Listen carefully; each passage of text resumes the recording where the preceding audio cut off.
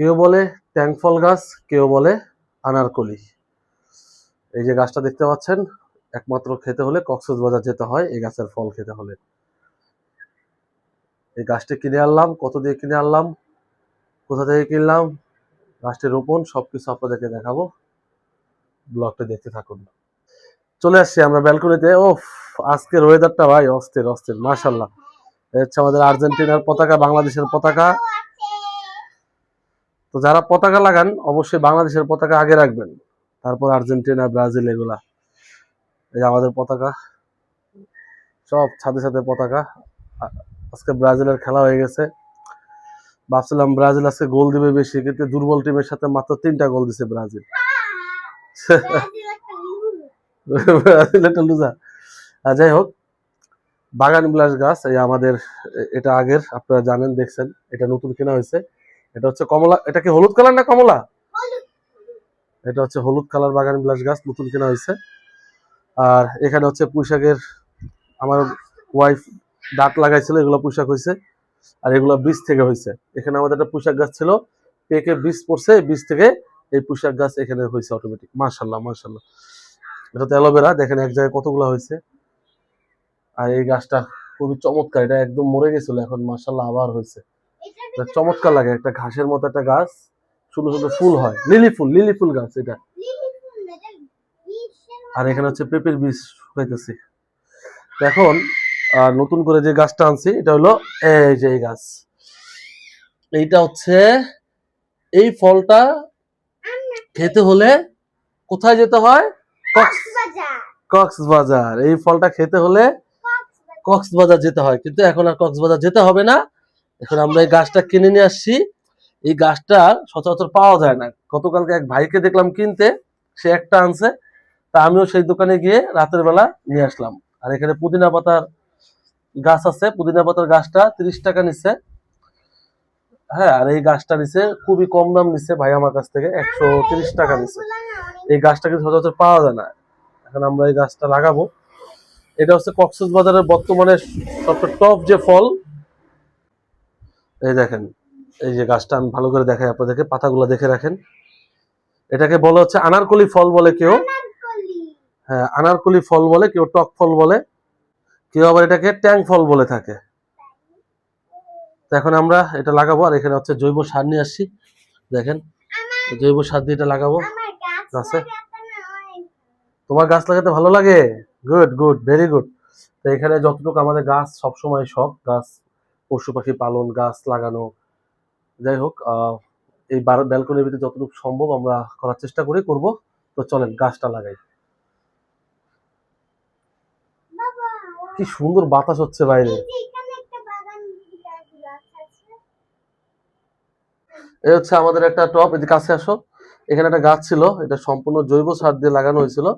এখন আমরা এটার ভিতরে ওই বাগান বিলাস গাছটা লাগাবো।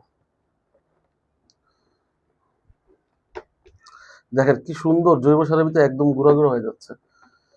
ভালো মাটি, গাছ হবে ইনশাল্লাহ।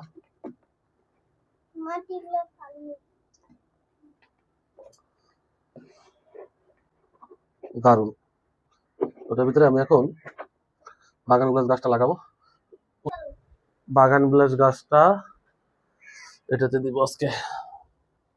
তার আগে এখান থেকে একটু কমাইতে হবে, কিছু দাও তো একটা, কিছু থাক লাগবে না। আচ্ছা, এটার ভিতরে কি গাছটা দিলে ভালো হবে বুঝতেছি না, নাকি এটার ভিতরে দিব? আচ্ছা দেই।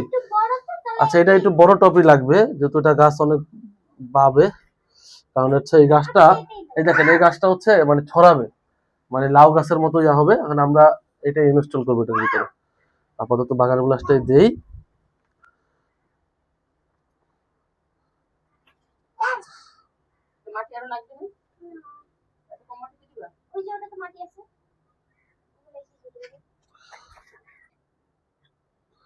একটু পানি দিয়ে নিচ্ছি, যাতে দিলে একটু ভালো হয়।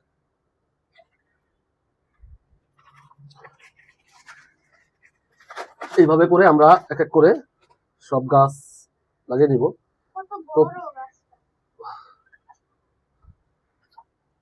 একটু পানি নিয়ে দিলে ভালো হয়, এটা আমি দেই, গাছটা একটু তাজা থাকে, সাথে সাথে লাগে। কারণ আমরা যে পানি দেই, দেখা গেছে এই পানি পানি তো খুব বেশি না, খুব বেশি অল্প দিতে হবে। বিসমিল্লাহির রহমানির রহিম। হ্যাঁ,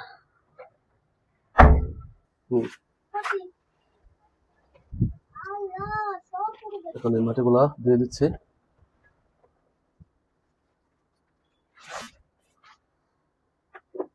এখন এখানে আমরা জৈব সার দিব। তুমি একটু দূরে যাও, দূরের থেকে দেখা যাচ্ছে না। হ্যাঁ,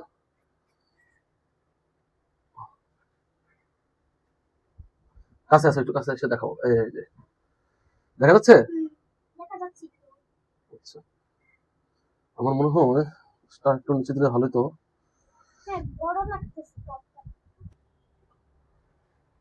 আমরা এইভাবে জৈব সার দিয়ে টপটি ভরাট করে নিব চারপাশে, আর একটু মাটি মিক্সড করে দিলে এটা ভালো হয়।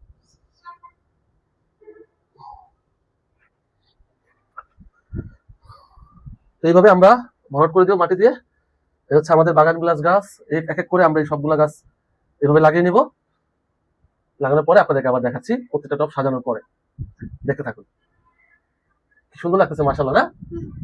একটা ছবি তোলো আমাকে এভাবে। এই যে আপনারা ভালো করে গাছ লাগানোর আগে এগুলা ছিদ্র করে নেবেন। ছিদ্র করলে অনেক সময় বন্ধ হয়ে যায়, তখন নতুন করে যখন গাছ লাগাবেন এগুলো ভালো করে বড় করবেন। পানি যদি ড্রেন না হয় তাহলে কিন্তু গাছ সুস্থ থাকবে না।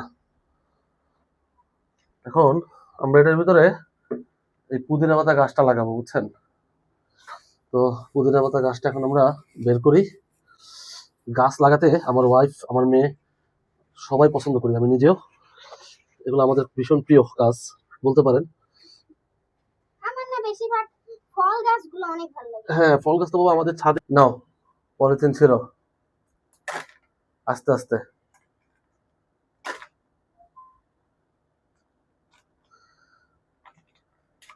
ও গাছ লাগাতে খুব পছন্দ করে।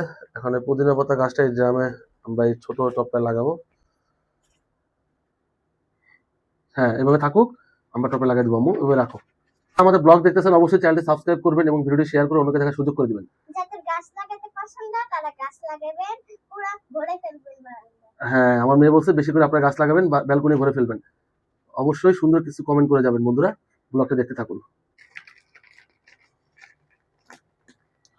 এখন আমরা পুদিনা পাতা গাছটা এখানে সেট করব।